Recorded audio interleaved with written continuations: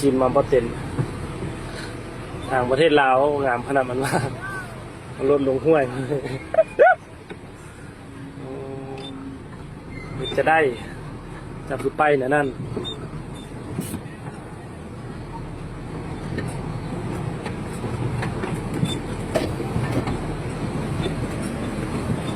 มาประเทศลาวจะสู้ออกของ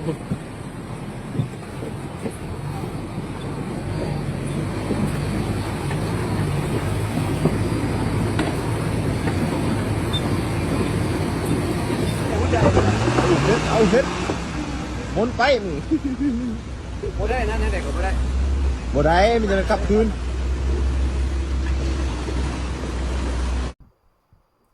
จากถนนแห่งความหวังที่จะมุ่งหน้าไปหาเขตเศรษฐกิจพิเศษบอเตนกลับกลายมาพังพินาศในช่วงฤดูฝนรถเที่ยวไปเที่ยวมาบ่ได้มันกลับกลายมาเป็นแบบนี้ได้จังใดประเทศลาวของพวกเฮากับทักทายสวัสดี FC ทุกทาน FC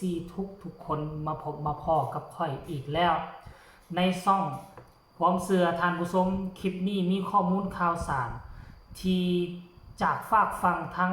หลวงนำทาพี่น้องเพิ่นได้ถ่ายคลิปเหตุการณ์ต่างๆในช่วงฤดูฝนโดยเฉพาะคือเส้นทางเลขที่13เนือออกจากหลวงนำทาออกจากหน้าเตยที่จะมุ่งหน้าเข้าสู่เขตเศรษฐกิจและเข้าไปสู่ด่านบอเตนบอฮานลาวและจีนนั่นเองเรื่องราวมันเกิดขึ้นแนวใดเมื่อวานนี้มีสื่อสังคมออนไลน์ทั่วฟ้าเมืองลาวพากันแชร์หลายคลิปหลายจุด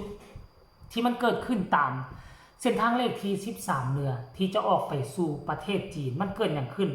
ห้องระบายน้ำบ่สามารถห้องหับน้ำได้เพียงพอมันจึงล้นออกจากห้องระบายน้ำไหลเข้าสู่ทางเลขที่13เนือมันก็เลยเปรียบเสมือนว่าเป็นน้ำห้วยน้อยนั่นเองมันจึงก่อให้เกิดคลิปเหล่านี้เผยแพร่ออกมาตามสื่อสังคมออนไลน์ให้ทุกคนไปชมคลิปนี้ซะก่อนแล้วจึงมาพอกันในช่วงต่อไปชมคลิปแล้วพวกเจ้ามีคำคิดคำเห็นคือแนวใดให้มามาล้มกันใต้คอมเมนต์ก็แล้วกันไปชมพร้อมๆกันเลยหน้าจมนิดนึงยังบ่ได้เลยผู้ใหญ่เอาเฮ็ดหมุนไปมึงบ่ได้นะนั่นแหละก็บ่ได้บ่ได้มันจะกลับคืน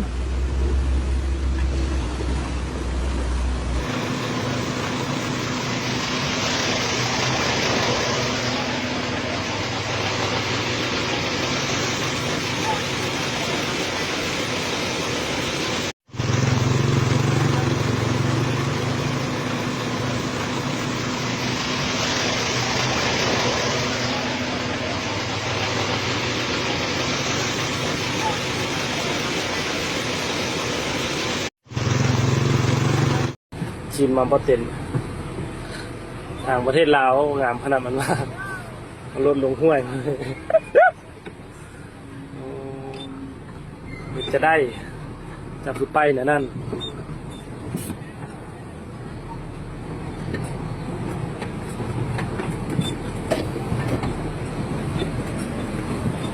มาประเทศลาวจะสู้ออกของ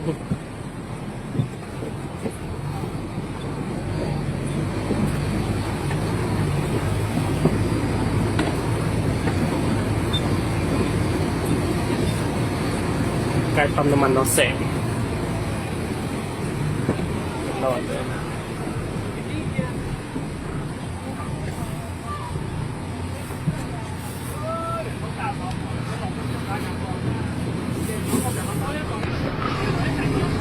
แน่เลยไอ้เว้ยรถจะลงได้แต่จะให้เบียร์เฮี้ยเลย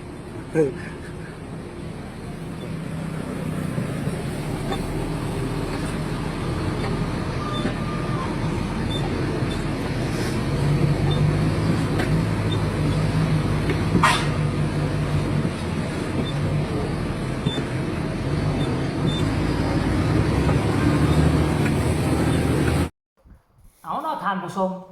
หลังจากที่พวกเจ้าชมคลิปแล้วพวกเจ้าคิดแนวใดอันนี้บ่เส้นทางแห่งความหวังเส้นทางที่เป็นสายเลือดไงของลาวเส้นทางคาดนั่นหมายความว่าจังไดเส้นเลือดเฮาก็คาดแต่มาเบิ่งตามความเป็นจริงแล้วทางมันคาดมาแล้วหลายปีแต่ว่าทั้ง รัฐบาลของพวกเขาในงานที่เกี่ยวข้องเพิ่นก็ออกมาแล้วเขาก็เข้าใจในการบริหารของเพิ่นงบประมาณเฮาบ่มีเฮาต้องเอางบประมาณไปเฮ็ดสิ่งที่มันจำเป็นที่สุดเนาะคันสิว่างบประมาณบ่มีเพิ่นก็มีแต่ว่าเพิ่นมีจำนวนจำกัดจะให้มาลงทุนแบบนี้เลยมันก็เป็นไปบ่ได้แต่ว่าเฮาก็เข้าใจและเฮาต้องอดส้มได้กินหวานเฮาอดทุกข์อดยากในช่วง 4-5 ปีข้างหน้านี้แล้ววิทย์ 4-5 ปีข้างหน้านี้เฮาได้เส้นทางดีเฮาได้เส้นทางคักเนาะปัจจุบันนี้เส้นทางเขาเอิ้นว่าทางด่วนจากวังเวียงขึ้นไปต่อหาหลวงพระบางจากหลวงพระบางขึ้นไปหาบ่อเต็มยังเป็นบุริมสิทธิ์ของรัฐบาลอยู่เพิ่นก็ยังเล็งจะสุ่มแก้ไขสาเหตุที่เพิ่นบ่มีงบประมาณมาให้ตัวนี้เพิ่นอาจจะสุ่มใส่ทางด่วนท่านบ่อันนี้เฮาก็ต้องคอยติดตามเบิ่งเนาะท่านผู้ชมเนาะถ้ามีทางด่วนขึ้นมาแล้วมันก็จะเป็นการดีแต่ว่าปัจจุบันนี้พวกเฮาจะเฮ็ดแนวใดให้ฤดูให้ผ่านฤดูฝนของปีนี้ไปก่อนพวกเจ้าเห็นรถแท็กซี่บ่ค่าต่มท่วมฮอดตีนท่วมฮอดล้อรถจนไปบ่ได้แล้วอีกคลิปที่2น้ำขึ้นรถจีนที่มาจากประเทศจีนบ่ลื่นทางแน่หวังว่าจะหลีกทางรถหวังว่าจะหลีกทางหวังว่าจะหลีกรถที่สวนทางกันมากลับกลายว่าไปตกลงห้วยตกลงคลองตกลงคลองน้ำท่วมสละรถหนีกระทึกคึกโคมโอ้โห40 ปีผ่านไปบ้านเฮากลับคืนไปสู่ยุคหินท่านผู้ชมเนาะผู้ใดที่จะเดินทางไปอยู่เขตนั่นก็ให้มีสติระมัดระวังตัวสาเหตุที่มันเกิดแบบนี้มันบ่แม่นแต่เฉพาะว่าโยธาบ่ดูแลบ่แก้ไขมันเกิดขึ้นหลายปัจจัยคือค่อยเคยเว้าแล้วแหละ1มาห้องระบายน้ำเฮาน้อยเกินไปเพราะว่าถนนสร้างก่อนเมืองสร้างตามหลังแล้วบ่จัดการเรื่องห้วยห้องคลองบึงให้มันดีมันก็เลยไหลมาใส่ห้วยห้องคลองบึงที่เฮาเฮ็ดอยู่ตามไหลทางตามแคมทางซึ่งมันเป็นห้วยขนาดน้อยมันบ่สามารถห้องรับได้เพราะฉะนั้นจะแก้ไขแนวใดต้องไปแก้ไขทางสถานีรถไฟแก้ไขทางเมืองบ่อเต็มพุ่นเมืองใหม่เฮ็ดห้องระบายน้ำเบี่ยงเบนออกไปบ่ให้มันไหลเข้ามาสู่ทางแล้วน้ำก็จะบ่ท่วมค่อยคิดว่าบ้านเฮามีความสามารถอยู่นะเนาะก็หวังว่าจะได้รับการแก้ไขให้มันได้ดีและก็ใช้ได้ดีพอสมควรถ้าบ่มีการแก้ไขเดือนหน้านี่เดือน7เดือน8รถเที่ยวบ่ได้แน่นอนมันจะเป็นปัญหาใหญ่ระดับชาติเลยเด้อท่านผู้ชมเพราะมันเป็นทางออกสู่สป.จีนจักหน่อยนึงสินค้าของพวกเฮาบ่สามารถแก้ไปได้เกิดความเสียหายอย่างมหาศาล